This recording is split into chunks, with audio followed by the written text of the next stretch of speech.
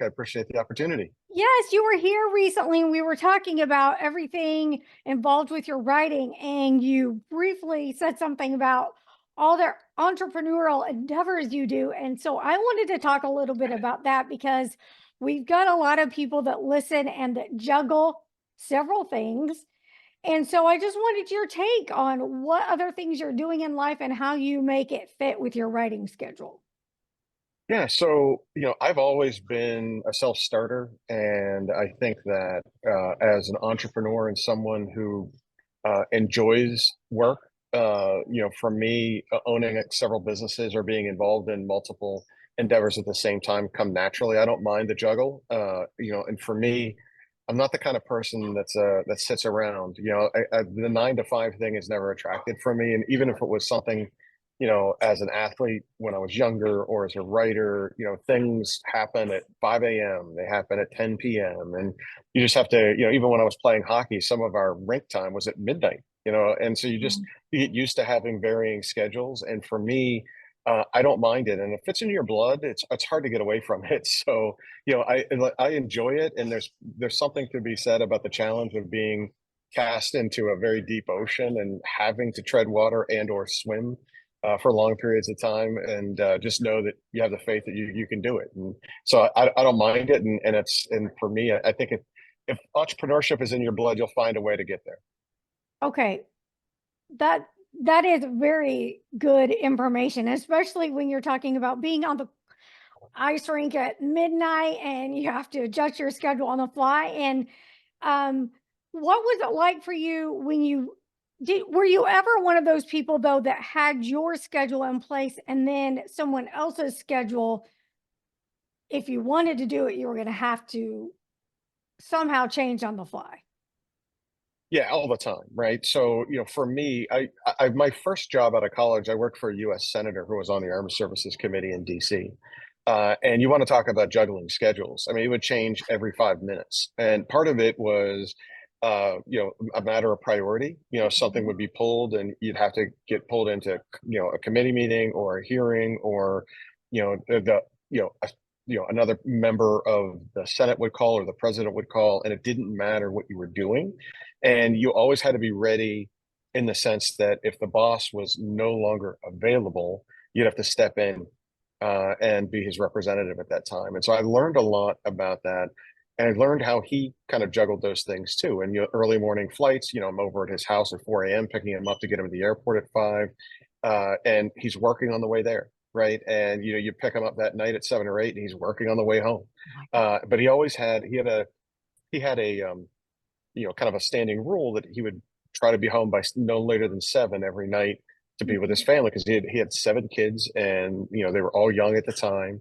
And so even though his wife was a professional and formerly had been a nurse, just by the weight of it all, it had pulled him into a situation where he had to defer to her schedule. So she was there helping him, but he wanted to be there for his kids. And so I learned by watching. It was almost like Karate Kid, where you have the wax on, wax off Right. moment, where you don't even know you're doing it, Yeah. and all of a sudden, Mr. Miyagi says, "Do it, wax on, wax off, paint the fence, sand the floor," and you're doing all these things, and you were like, "Wow," and that helped me understand what it would be like if I were to have my own business, or to someday run for office, or all of those things combined. And I decided that business was the way for me to go, and I started my first company, and it was the same way. It's like you have the discipline of getting up in the morning, and you have to follow through your schedule. And sometimes your schedule must bend to your clients, to, in his case, Mhm. his constituency or someone around him. And then you have to build the right team around you to be able to handle and manage that. And for me, the idea of punching a clock just never appealed. And there's nothing wrong with that. My father punched a clock. Yeah. My mother punched a clock. But the for me, I knew that would drive me insane. Mhm. So I had to do something that I would affect every day, and be sort of driving the ship. But I had my apprentice moments, right, where you have to Right. learn from those that are in front of you, and watching what he did, and coupled with the kind of stuff that I knew I was going to need to do. You learn it on the fly, and you also learn those best and worst practices. What was your first business? So I had a defense lobbying company. It was focused primarily on technology companies that needed to access the government marketplace. And for me, my job was to get them into the right places, whether they were looking for money for research and development or testing and evaluation of their new technologies, or they needed to access the right legislators that were on the right committees, or the right officers within the Pentagon or the White House. My job was to put them in touch with those folks and then let their technology speak for itself. If it was something that was superior than what the Department of Defense had, or energy, or transportation, or health and human services, the idea was, my job was to open the doors for them, get them in, and let them make their pitches. And in some cases, it was through those relationships they were able to secure work or contracts or grants or access to the right people they needed. In other cases, they would learn that they weren't ready for that process and they needed to hit certain benchmarks and then come back. And so my services were exactly that. And then beyond that, when COVID happened, um, Mhm. DC shut down for about a year and a half, right? There wasn't a lot to do and everything became remote. And that's when I became a writer. Yep. And then, during that time, I realized that I can be doing other things. So, I started a communications company, which, houses my writing. It also houses, I do NFL and NHL, it's like scouting for an online magazine for their prospects. I also own Altered Reality Magazine, which is a magazine for speculative fiction and poetry. And all of those endeavors fall within sort of the confines of this greater communications company that I own called Excalibur Communications. Goodness gracious. So the early business is no more once COVID Right. okay. Yeah. So it sounds like the stuff that you've turned into businesses or went and made a business for were things that you definitely had a connection with and you knew you didn't want to do the 9 to 5. What would you say to people that aren't sure what that is they want to do, but they know for certain it's not punch the clock and they're trying to Yeah. Well, they figure have to find something that they're passionate about, right? So I look at this in two forms, and I give the same two pieces of advice to anybody who wants to be an entrepreneur. Mhm. First is, don't do something that you can't see yourself doing 16 hours a day. And when I say that, it's more than that. There are times when you'll be working on a holiday. There'll be times when you're working on the weekend. Like I have 3 NFL draft day events coming up on April 25th of this year, 10 days from now. And all at the same time in 3 different cities. Guess what I did this weekend? I worked. What am I doing tonight? I'm working. What am I doing right now? I'm working. But I'm working now. This is on my authorship business Yeah. where we're now talking about my entrepreneurial What we're endeavors, talking right? So like, yeah, so you get all those things and you just have to balance it and make sure you have enough time to get you done. But I wouldn't do it if I didn't love it. And if you're making a widget and you don't like making that widget, then that's not the business for you. Secondly, and even though this might sound counterintuitive to those that are risk averse, Cortez, when he came to the New World, burned his boats so that his men would not think about going back to Spain. Right? There was no choice; they had to make it in the New Mhm. World. And the same thing holds true for an entrepreneur. The minute you have a foot back in what you used to do, you're going to fall back to that because that's an insurance policy, and you're giving yourself an out, and that doesn't work. The minute that you can retreat into something that is a bad habit or an old habit or something that gives you that out, then that means you're not committed to it. You have to commit to this thing in a way that it's your life, especially as a new company. Any kind of startup or small business, you're going to be running at 24/7, 365, and the buck stops with you. You can't be looking back to that old job that you had saying, well, I can go do that on the weekends. That doesn't work. Your business will Mhm. not succeed. You have to be 100% in, 100% in. And so I tell people, find something you love to do and then burn the boats. Burn the And then boat. you won't have any choice except to make that succeed. Kind of there is no plan B. You're going with Yeah. plan A. Yeah. Yeah. There is no plan B. Well, which brings me to something that I feel I like the word hustle, but I think we've turned this hustle culture into something that not everybody can manage. What do you say about boundaries and making sure you're getting the rest you need to recover or see your family and all of those things that we need to think about when we're going into business? Well, sure. And look, I'm not saying that you're ignoring your kids or your wife or husband or whatever it might be.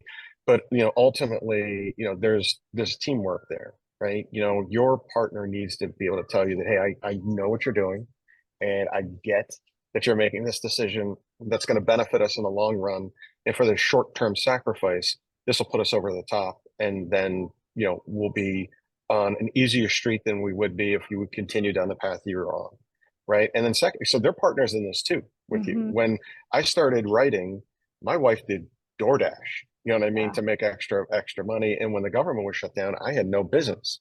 Like literally, people were like, "Well, there's no way for us to chase money because there is no money to chase."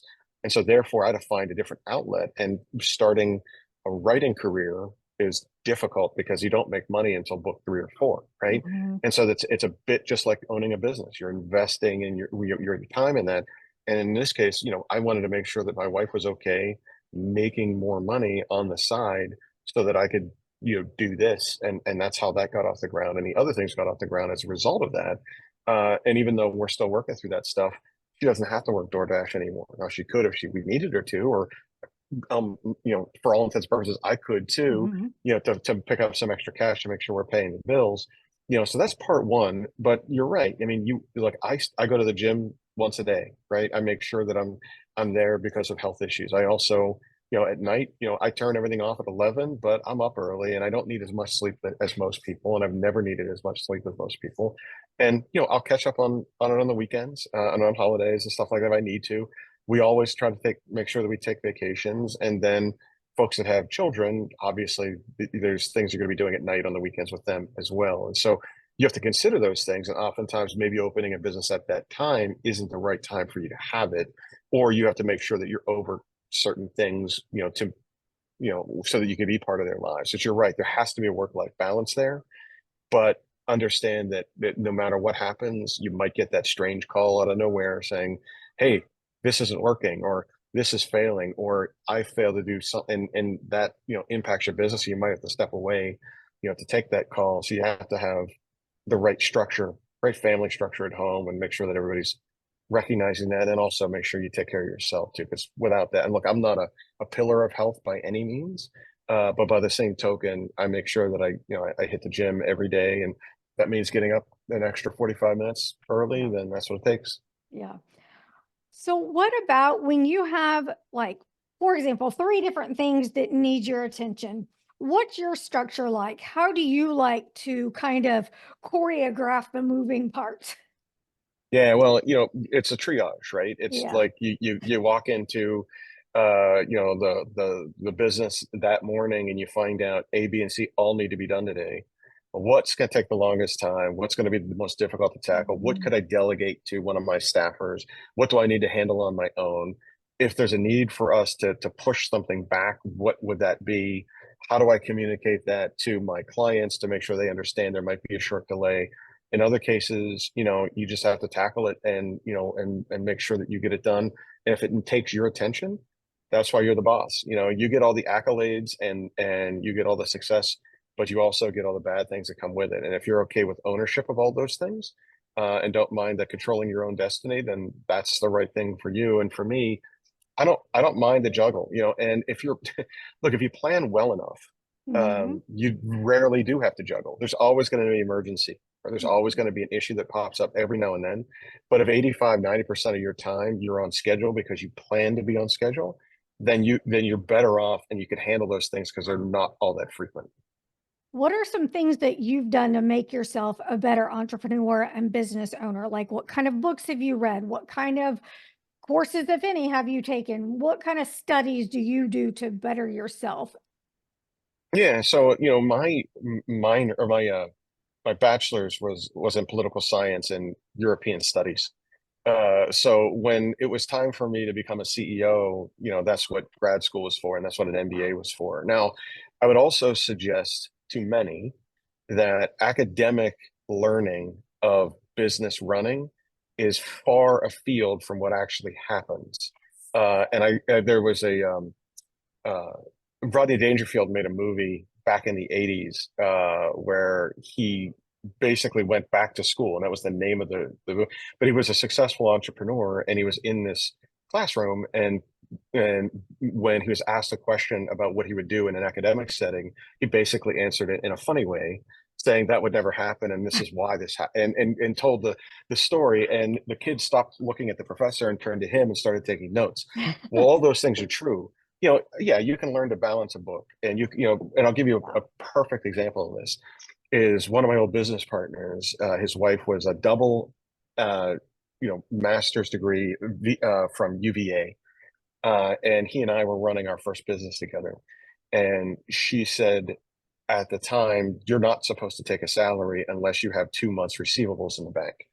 Well, we ran that company very successfully and exited it 10 years later, and we never had 2 months receivables in the bank. And it's the academic practice of it, where, yeah, if you Mhm. could get that, that would be great. And then the real life practice of it is it doesn't work that way ever. Right. Yeah. And so you have to balance those things. So really what I would say is the majority of the learning is on the job. It's Yeah. figuring out what works and what doesn't work, what you look for in employees, what you look for in training of those employees, what you can do for yourself, the technologies you can bring in. And one of the biggest lessons I've learned is if you don't know the horse, don't make the bet. And what I mean by that is if you go to court, you take a lawyer. You don't go on your own. If Yeah. you're going in front of the IRS, you take an accountant. You don't go on your own. And so when there are things out there that you don't know how to do, it's better to pay for them so that they're done professionally and the right way the first time. Then that'll save you heartache and money and time, which all equates to more money and heartache and time if you do it the wrong way. And even though it might be difficult and you may not want to cut those checks, at the end of the day, it's the best thing for you and you can learn it. And Mhm. maybe that's something that you can, insource into your firm, or you can handle eventually once you do learn it. In other cases, you always want to outsource it. It's something that it's going to take me 18 hours to do, but if I send this to my accountant, he's going to have it done in 35 minutes.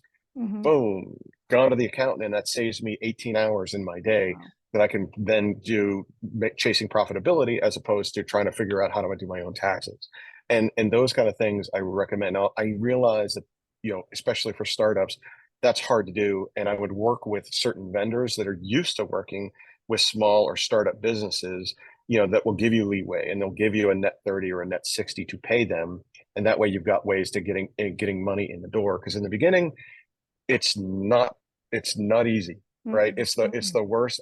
Everything you hear is true about those first 2 years of being an entrepreneur, where 90% of businesses fail in year one and 90% of businesses fail in year two, which means of that you got to cut that down, select a 5%. That's got to be you. How do you make sure you get there when no one will give you a loan and you Yeah. can't get a credit card and there's no one's going to defer? You've got to be ready for those kind of things. And so um, I would, suggest working with folks that'll give you a little bit of leeway, or in some cases will understand that they're betting on the come. And like, hey, if I work with you now and you're successful, that I know I'll have a much larger contract down the road with Mhm. you because you're going to stay with me based on the loyalty I showed you in the beginning. And I think all of those kind of things are pieces of advice that I would give to other fellow entrepreneurs. You seem like you're pretty laid back. What makes you sweat? What makes you get nervous that things aren't going to be executed the way you want? It's weird that it's a great question because I just don't have that bone in my body. And I think a lot of other entrepreneurs are the same way, where you just know you're going to succeed. Huh. And you might not, right? Like there's Yeah. lots of times where I get into something. I'm going through a couple of those things right now where it was like, hey, I knew this path was going to be the right way, and it turns out it isn't. But then you Mhm. find a diversion and you find a way around, or work around for that, and you just have to stay creative. But you have to have faith in yourself and the ability you've got to make something work and get it done. And it may not go as smoothly or by the book. And that's why I think the academic practice is great in terms of practice and Mhm. planning, Mhm. but it never goes that way, ever, ever, ever, ever, ever once in my life did it ever go that way. Never goes by the, and you just have to be agile. And that's the great thing about being a small business is you Yeah. can be agile. You can make decisions as the owner. You don't have to run it through a board, or the next board meeting's in 3 months, or Right. I've got to go through a committee or an executive committee to make a decision, or this has got to float through three different people. It's your business. You make that Mhm. decision right now. And Mhm. I think that agility allows you to do some things and course correct when you see things going off the rails. But I also think it takes a certain kind of personality to be an entrepreneur. Not everybody Mhm. does it, but I think this Mhm. country's filled with them. I mean, think about what it takes for people to give up everything they've had and get on a ship and come to the, at the time, Mhm. a new world to be a farmer or to start a business or Yeah. whatever. It's the impossibility of that. And people did it. And this country's filled with people that believed that it was okay to get on that boat, you know what I mean, and come here or cross that border and come here because they wanted a better life for their family and they weren't getting it where they were, whether it was a government thing or a social structure thing or a religious thing. They were running away from that to come here because this was different, right? And this was a place. And so I think that maybe we have more type A's in this country that because they're the ones that took the risk to come here, right? And but again, it's just not. I think that I don't know, like it's that bone in your body that says, "I'm going to get it done. It'll work. I have no choice. I will make this work." And then you don't. I don't get anxious. That doesn't mean that I don't look over my shoulder, and that doesn't mean Right. that I don't plan, and that doesn't Yes. mean that I don't go back and course correct. All of those things happen, but if I was afraid of one thing stopping me, then I would have never started this because that's the biggest thing. It's like I have this funny story about my mother when I was growing up. She was like, "Well, I don't understand. Why don't you just get into computer science and you'll always have a job?" Yeah. And I was like, "I don't know. That's not me." Yeah. Right. So it's Yeah. like, that's not what I'm going to do. But she was used to that. Like my father was a steel worker and she was a nurse and it was a 9 to 5 thing. And they went and did their job and came home. And so for her, stepping out of that risk profile and that risk aversion was Mhm. difficult to impossible. Yeah. For me, staying in that 9 to 5 thing would have been very impossible for me. I just don't Yeah. work that way. So, of course I'm going to find my way in it. And you just have that inner faith that you're going to get it done. Okay, so you touched on needing to have the faith and the you have to have some confidence. So what about the people that don't have that and they're trying to build that confidence in themselves to make it happen when it's just like they're a little bit like, hmm, not sure I can do this. Well, if you don't know that you can, then I wouldn't recommend you try it, right? Mm-hmm. Because there's a lot of downside if you're that's what I mean about commitment, about burning the boats. Mm-hmm. You just have to know, like, I know this is going to work. And even if it doesn't work, it's okay. You could find something else from that'll translate, right? I was at a conference once. This goes back maybe 10 years ago, and there was a guy from Google there and I was work at the time. I was doing some work with a robotics organization. It was with a university, and he was there recruiting. And I said to him, "What are you looking for out of the students that are here?" And he said, "Not a lot." And I said, "Well, what do you mean?" And he said, "We would rather hire a kid that started his own app and business and failed and doesn't has never gone to college, but did that anyway and Mm-hmm. saw what it was like and is now, getting the next thing done versus someone who went to a traditional college who got a, English literature degree, spent 4 years. He's Mm-hmm. like, I'd rather have that entrepreneurial person, and that's who they targeted, right? And it was different to hear that about how there's been a decline in the value of that 4 year degree. It's almost like at one point that was the second step in the American dream. It was first coming to the country, then it was home ownership, and now it was sending your kids to college. And now it's like, well, we're looking for a different type of person. You know what I Mm-hmm. mean? We're not looking, we'll still hire you and we'll train you the way we want you to work with Yeah. us but we're looking for a certain type of person, and that person needs to be someone that's an entrepreneur. And that's the thing. It's like you're either it or you're not in most cases. And some folks can be coaxed into it, but if you need coaxing, you're probably not going to succeed the way that you need to. You Mm-hmm. have to be all in. And I say that, having failed in some businesses and also wildly succeeded in others, Mm-hmm. um, it's just I think it's something that's in your DNA or it isn't. And if you're really trying to, hey, I'm on the fence, I don't know. Is it because you don't know because you don't know how to get there? That's one thing. That can be discussed and taught and trained and learned. Uh-huh. If it's the other thing where it's like, I don't know, it's just not for me, then don't do Yeah. it, even though you could. I would just recommend against that. Okay, let's talk about, you said you've had some businesses that failed. Let's talk about the entrepreneurs that are going along and maybe their business isn't just completely failing, but when what are the signs to knowing you should get out or sell or it's just not right? What are some of those things to look for? Because sometimes they're not obvious. Yeah, well, sometimes, I mean, I can answer that question in a variety of different ways. The first is sometimes it's market forces, right? Hmm. So I talked before about the business I have, which was very successful prior to COVID. And when COVID happened, there was just no work there, right? So the market forces dictated that I change direction and do something else. And so I chose to do that. And that could be upsetting, right? And I don't Hmm. mean that from a like emotional perspective as much as that means like a planning perspective. I mean, that was a retirement for me, or that was, my next 10 years of work that I had planned. It was good. My career was going down that path. And all of a sudden there's a jarring moment there because there's a market or course correction there, and you have to take care of that. The second part of it is instinctively knowing if a business isn't going well. Sometimes it's easy. You can look at your checkbook, right, and say, Hmm. well, we're just not making that much money. But usually there's a reason why.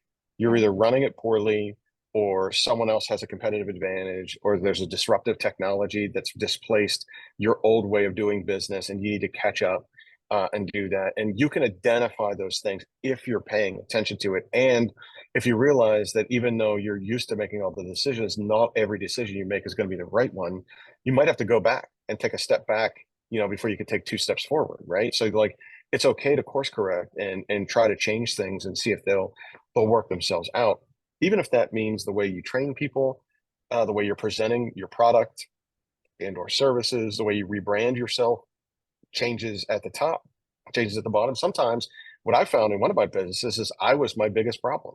Hmm. I won't say where this was, but I had sold my company to an entity that didn't really accept the entrepreneurial spirit that I had when I was independent.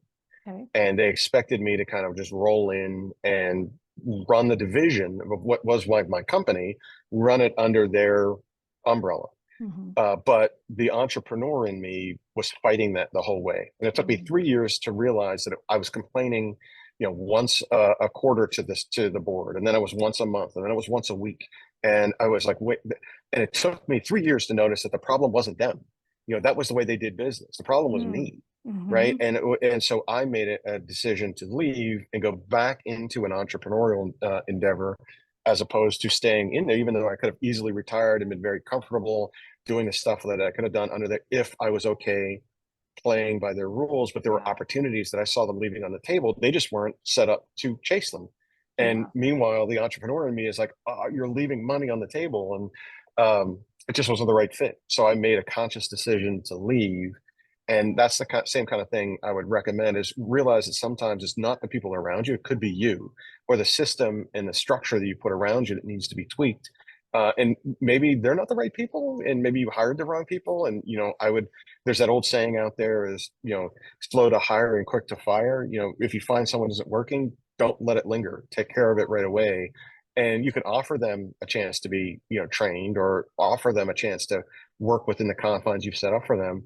In other cases, you find out it's you, or the structure you put together is wrong, or needs to be updated, or there's a technology that can come in and can replace half the stuff that you're fighting to do, and all that kind of stuff. So you have to be aware of those things, and those are kind of the pieces of advice I would offer to those that aren't sure if their business or their entrepreneurship is working. Is look and find out what the problems are, identify, and be honest with yourself about Hmm. what's not working. And even though you might have this delusion that it's not you, sometimes it is exactly you, and you just have to Yeah. make those changes. Well, you touched on employees, how that can be really challenging knowing how many to hire and the right fit. It's fit is always something. Personalities are never going to be perfect to match up. And what kind of insight do you have for that?